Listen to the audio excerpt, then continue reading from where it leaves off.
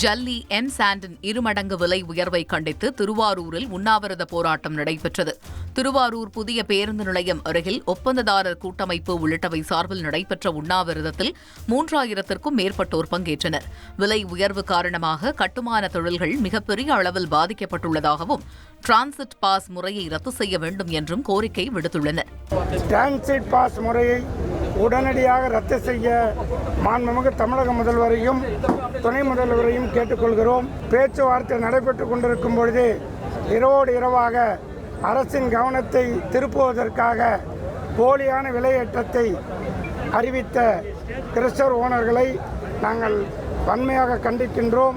அரசுக்கு நிதி சுமையை குறைப்பதற்காகவும் ஒப்பந்தக்காரர்களுடைய நஷ்டத்தை குறைப்பதற்காகவும் கல்குவாரி உரிமையாளர்களையும் ஒப்பந்தக்காரர்களையும் பிரைவேட் லிமிடெட் கம்பெனி ஆரம்பிக்கலாமா இல்ல பார்ட்னர்ஷிப்ல ஆரம்பிக்கலாமா? எது கன்ஃபியூஷன்? ஒரு எக்ஸ்பர்ட் கிட்ட பேசிரோம். எப்படி? பாஸ்வாலா பி தி பாஸ் அழைத்து ஒரு முத்தரப்பு பேச்சுவார்த்தைக்கு அரசு அழைக்க வேண்டும் என்று இந்த கூட்டத்தின் வாயிலாக கேட்டுக்கொள்கிறோம். பூமிக்கு அடியிலே இருக்கிற அத்துணையும் அரசாங்க சொத்து. அரசாங்க சொத்தையே எடுத்து அரசாங்கத்துக்கு எதிராக இந்த மாநிலத்தினுடைய கட்டமைப்புக்கு எதிராக செயல்பட்டு கொண்டிருக்கிற சுயநல சக்திகளை இனியும் அனுமதிக்க மாட்டோம். அதற்குத்தான் இங்கு பல்லாயிரக்கணக்கான கூடியிருக்கிற கூட்டம்.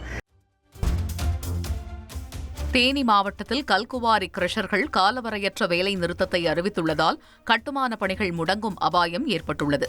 கனிம பொருட்கள் இருப்பு மையம் அமைக்க அனுமதி கோரியும் கல்குவாரி கிரஷர் விற்பனையில் நடைச்சீட்டு நடைமுறையை முறைப்படுத்த கால அவகாசம் கேட்டும் தேனி மாவட்டத்தில் செயல்படும் கல்குவாரி கிரஷர் லாரி உரிமையாளர் சங்கம் காலவரையற்ற வேலை நிறுத்தத்தில் ஈடுபடப் போவதாக அறிவித்துள்ளது.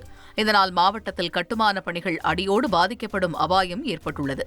இந்த பிரச்சினையில் அரசு உரிய நடவடிக்கை எடுத்து விரைந்து தீர்வு காண வேண்டும் என்று கோரிக்கை